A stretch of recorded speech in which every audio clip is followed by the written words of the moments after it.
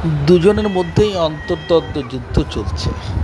যথারীতি সাদা ছোপালাটা হচ্ছে গিয়ে স্ত্রীলিঙ্গ, আর ওই যে অর্ধেক মাটিতে বসা উনি যথারীতি পুরুষ লিঙ্গ। অনেকক্ষণ ধরেই বিষয়টা পর্যবেক্ষণ করছিলাম। এরা কি ঝগড়ার শেষ পর্যায়ে আছে সম্ভবত, এখন মনে হয় একটা নিকোজিশনের পর্যায়ে আছে।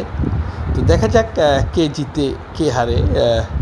কিন্তু কয়েকবার আমি মনোযোগ আকর্ষণ করার চেষ্টা করছি, কিন্তু সাদাটা অর্থাৎ স্ত্রীলিঙ্গ কোনোভাবেই নড়তে চাচ্ছে না।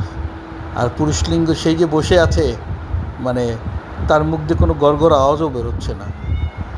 তো এ থেকে কী প্রমাণিত হচ্ছে দর্শকবৃন্দ আপনারা বুঝে নেবেন, আমিও বোঝার চেষ্টা করছি। দেখা যাক শেষ দৃশ্যে কে থাকে আর কে পালায়।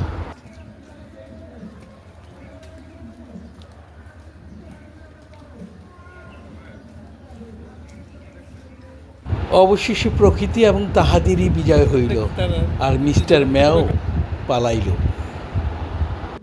এবং তিনি স্থির এবং বিচার মানি তালগাছ তাহার।